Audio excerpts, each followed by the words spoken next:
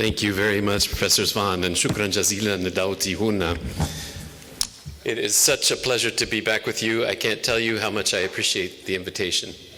We got a lot to talk about in 20 minutes, so we're going to go 1 minute for this and 19 minutes for the rest.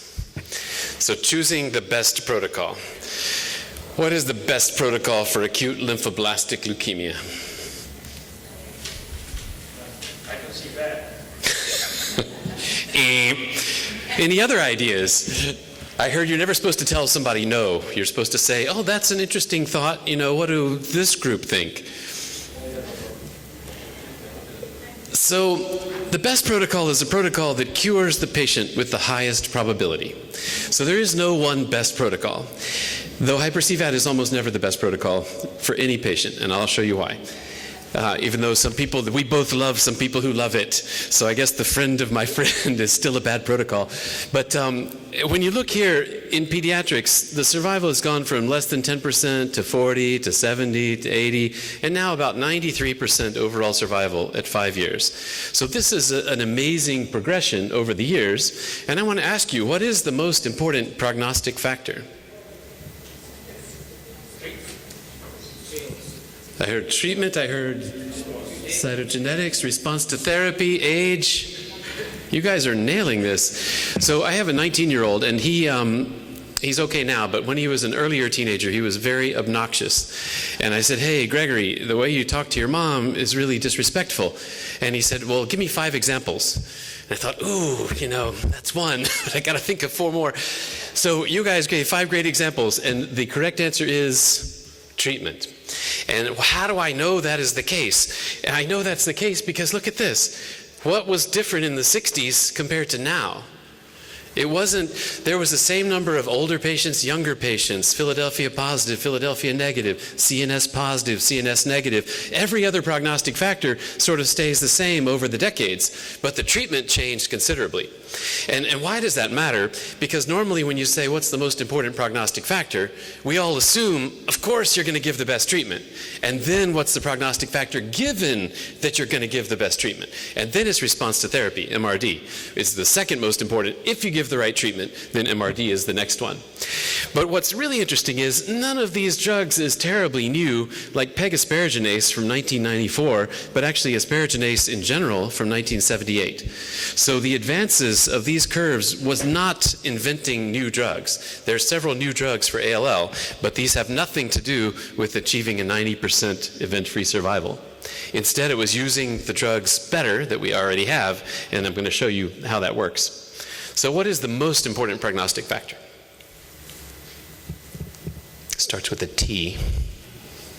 It ends with treatment. Yes, exactly. So my hypothesis is if we don't remember after 2 minutes, the chance of remembering tomorrow drops to 0%. So it's like what do you call it? The forgetfulness-free survival, you know, drops off rapidly after each lecture. And since this is the first one, I know it's going to be shoved out by CAR T cells because CAR T cells, there's always a space in the brain to contain CAR T cells. So you've got to remember this. And here's just some examples of teenagers. So the good news about teenagers is in every country, almost every country, if you're like 15 to 20, you may go to pediatric oncology, you may go to adult oncology. Just depends on who you see first. You see the pediatrician, they go to pedonc. You see the internist, you go to adult hematology. So it turns out many countries have done this study where they compared the teenagers treated by the pediatricians compared to the adults. Pediatrics in France, adults in France, pediatrics in the UK, Netherlands. Actually now 11 countries have done this study. Always found the same thing, about 25 to 30% better EFS in the pediatric centers. And we were bragging like crazy when all these studies came out, like, haha, pediatrics #1. And it turns out it wasn't the genius doctors or the genius nurses in the pediatric hospitals, it was the treatment regimen. The most important prognostic factor turned out to be the treatment. This treatment down here is called hyper-CVAD. And this treatment up here is called very complicated pediatric regimen. Complicated, which is why it's been slow to be adopted. And again, same story, pick a country, same idea, whether you like a histogram or a survival curve, it's always the same. It's just a shame, that's all. Look at that. No asparaginase, for example, in the hyper-CVAD. And asparaginase is like, of the top 3 drugs in ALL, asparaginase is one of them. I'll let you guess the other two. However, the other two are included. Everything else is included in both columns, except for asparaginase. And Hypercev had less anthracycline, less dono, but more doxo. So the anthracycline is about equivalent. All right, number one. Or I should say, give me 5 examples. Be like obnoxious Gregory. So steroids, I think this is a very good answer. Vincristine, yes. Of course, I said number 1, so we're toast, because at the end we have all these choices, right? How do you know which is number 1 in a 12-drug regimen? The only way you can really know how important something is if you do a study where you change only that one thing. And the pediatric regimens are complicated, which is one downside. The other downside is typically they change 3 things from the previous protocol. So how do you learn if you change 3 things? What if 2 are better and 1 is worse? And then you say the protocol is the same. Really, you should have learned each one by one. So the green ones here are drugs for which there's been a study where everything else was held constant and just changed that one thing. So we can really take the green ones to the bank, even though vincristine is critical. Cyclo, less so, anthracycline, very important, but really critical and proven critical are the green ones. So here's just an example, more asparaginase. This is 7 different studies. More asparaginase, less, more, less, more, less. So the green are the arms of each protocol with more asparaginase, and we see the top 3 protocols. This is all US data, actually. So this is Dana-Farber, St. Jude, and Children's Oncology Group. So now these 3 green ones are the ones that are used for everybody. And of course, trying a little bit more to see what happens. So, the treatment is the most important prognostic factor. That's one thing we've learned from pediatricians. And I think it is a very cool title, and I was given this title. It's not my idea to brag about pediatricians. But since I'm a pediatric person, then I want to share what pediatricians have to offer, because I've learned a ton from the internists. So much. You can't imagine how much. It's probably 100 coming in and 1 going out. But this topic today is the 1 going out. And then the rest of the day, I'll be learning from you guys. But CNS control, I feel like also the pediatric regimens have been spectacular for this. And I want you to guess what's the percent of CNS relapse now on the best pediatric protocol. I'll give you multiple choice. 0, 1, 5, or 10%. Who says 0%? 1%. 1, 1, 1. Do I hear 5, 5, 5, 5? 10%. 10, 10, 10. No. Sold at 5%. Sold. So 1.5%. So you're both right. 1.5. So that is very good. 1.5%. So this, I'm telling you this ahead of time. Now I'm going to show you how we got there. The road was not an easy road, because the first thing was, here, half the relapses back in the day, in the 60s, were CNS relapses. It used to be 40% CNS relapse, 40% bone marrow relapse, 10% toxic death. So that was a really bad problem. And this was actually found at St. Jude, because one of the hematologists went down to the path lab and at the autopsy said, why are all these kids have these huge, thick meninges on their autopsy? Like, you could see it in the gross sample that the meninges were thick and a little bit nodular. And here's a meninge, or whatever, a meninx that's supposed to be nice and thin, but it's super thick. It should be about as thick as this arrow. So thank you, cranial radiation, for getting us from the blue curve to the pink curve. That was about a 30% benefit, because CNS relapse went from 40% down to 10% by adding cranial radiation. So that was great. But it had a problem. It had 5 problems. Can you name one of them? Long-term effects. So that is the category in which all 5 fit. Well, some acute effects, but 5 really bad long-term effects. So here's a second cancer, another second cancer. At least meningioma is operable. But what if the patient dies before they get the surgery? What if they live far away? There's other factors that can make a meningioma still be a really morbid problem. And growth hormone deficiency, they'd fall off their growth curve. So at the end, I don't have time to talk about all the reasons, but at the end, we were doing, the next 20 years was to try to get rid of the cranial radiation, but keep the high cure rate. So what can you do to get rid of cranial radiation, but still keep the cure rate high, or even increase? All right, I think my work here is finished. You're allowed to pick 2. I heard IT. Very good, yes. Systemic therapy with CNS activity and IT, those two things. And so I really am wondering, what is the most important prognostic factor?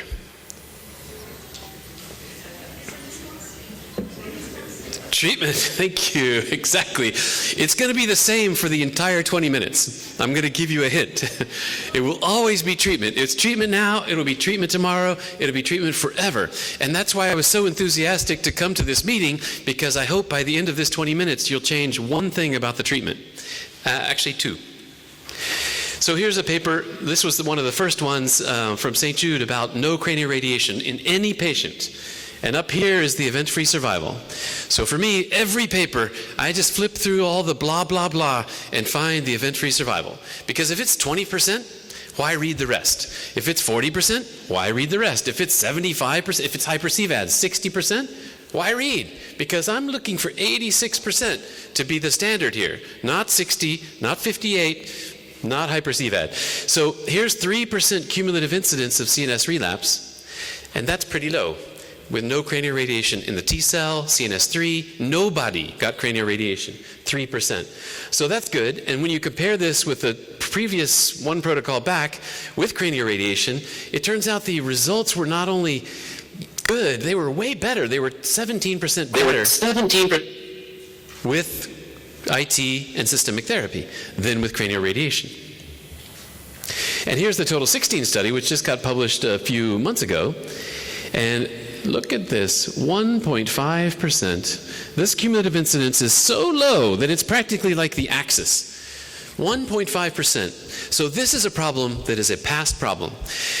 And I feel like when something should be as low as 1.5%, we should make it a quality indicator.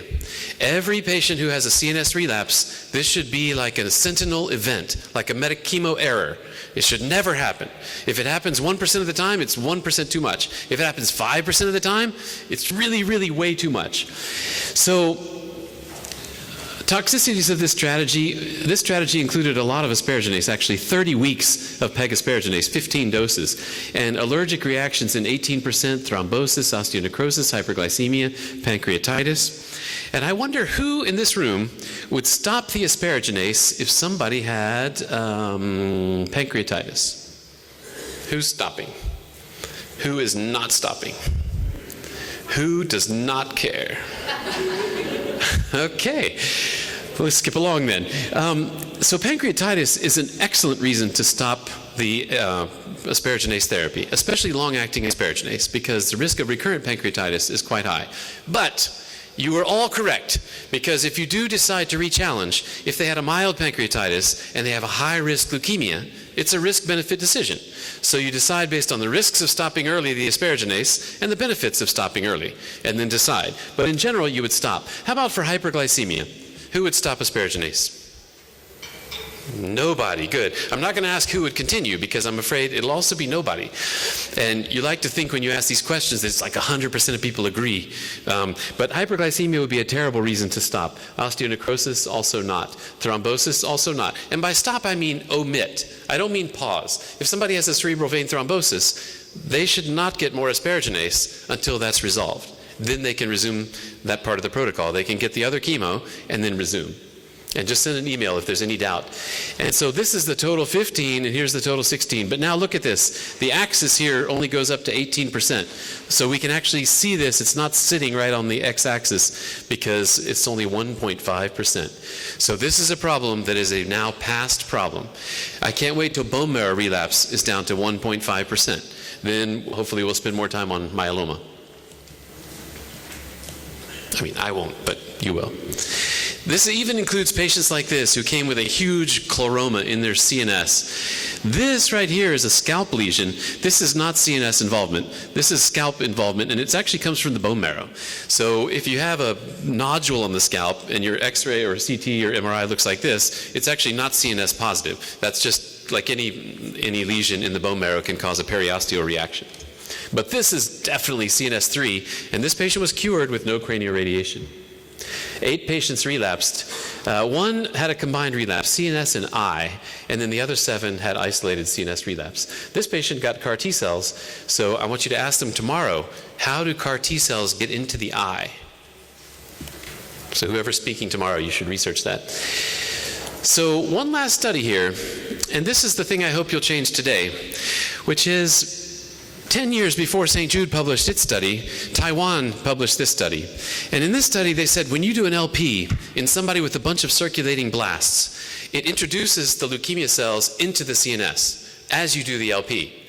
So it would be better to delay the LP until the circulating blasts have been cleared. And so they delayed the LP. A lot of people have delayed the LP to day 8 of prednisone. So you give a week of prednisone, then do the first LP. No LP before that. No diagnostic LP, no therapeutic LP. Then these guys delayed till day 10 of remission induction with a 4-drug induction. And the big argument, a critique of this was, well, you're going to hide. What if a patient was CNS 3, but you wait 10 days, you might have cleared the CNS. And now they're going to think they're CNS 1, but they're not. And you won't know that. And they said that's a risk we're going to take here, and we're doing it as a protocol. So they had 0% CNS2 and CNS3 and 0% traumatic lumbar puncture with blasts.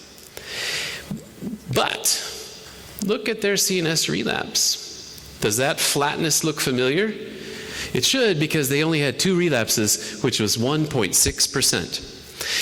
So St. Jude intensified the IT therapy up to 25 IT doses in the T cells and CNS3 and gave 30 weeks of pegosparaginase. The Taiwanese gave only 18 LPIT and much less asparaginase and much less DEX and got the same CNS result. So I feel like the correct strategy is immediately today defer the first LP until day 10. And try to get rid of all the circulating blasts so that you don't introduce those blasts into the CNS. Why do I say that? Because it works. It works. So who cares why it works? It works. It's published. It works. The Japanese have now followed. So it really works. What do you think about this? Okay. And part of that treatment is delaying the first LP, because then you can avoid a CNS relapse without having to change your whole protocol. Keep your exact same protocol, unless it's hyper-CVAD. Then you can do 2 things today. Switch to a pediatric protocol and delay your first LP. The other thing about the LP is, even when you do the first one, you have to do it right. So this is when you give the IT. I should ask you first, how much IT goes into the CNS? The choices are 1%, 100%, okay, into the CNS. How much goes to the brain? You're injecting in the lumbar. How much makes it up to the brain? 3%, 1%. All right, let's do multiple choice. 1%, 3%, 10%, 50%, or 100%? 1%. 3, 10, 50, 100, 110. This auction is going through the roof. So it depends. We get to decide. We in this room decide how much. It's either 1% if you let him stand up and walk Dr. away. Howard, can you summarize for this session? Thank you.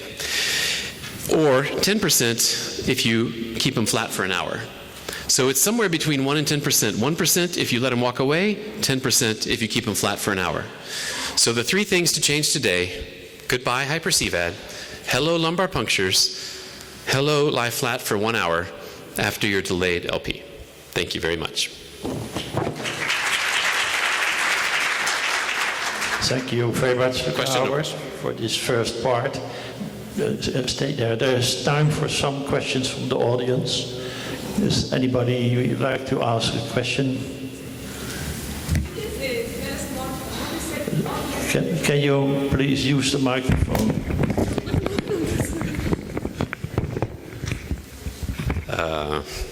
Okay, thank you. Go ahead. Can you put the slide back? It's going to answer the question. I just want to ask you how you said 100% by only lying on the flat for 1 hour? Yeah, so 1 hour flat. Can you put the slides back 1 second? Because the first question has the next slide, actually. So if you lie flat for an hour, you give an hour for that IT to diffuse up to the brain. So it gets up to 10%. If you do intra-omaya, then it's 100% because you're injecting it, then measuring it. So the orange here was the intra-omaya. This one, the purple, is, and this is the level you need to kill ALL, is the blue. So here's the 90% if you lie flat, and here's the 10% that diffuses up and around. Very good question. So Trendelenburg is even better than flat. Second question, if suppose patient develop thrombosis with the back asparaginase, should we stop the treatment till the result, as you said, or before we have to start the anticoagulant with the pegasparginase until we finish the chemotherapy? Well, what is the exact thing we have to do? Yeah, this is a really very important Can question. you summarize the question, please? So if there's a patient with thrombosis, do you stop asparaginase and treat the thrombosis and then resume, or can you just keep pressing on with the asparaginase? So with pegasparaginase, it turns out you're probably not going to be able to stop it because it lasts 14 to 21 days.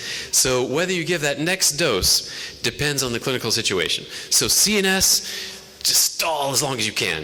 If it's a leg or an arm or a line thrombosis, then you can resume immediately. Because, well, typically, till there's some ultrasound, if it's shrinking a little bit by ultrasound, then that's a good time to resume. If it's still growing, that's a terrible time to resume, and maybe also a good time to add some FFP to replete the clotting factors or antithrombin itself. So that's a very good question. Okay, thank you very much. There's probably more time after the sessions Perfect. to have more discussions.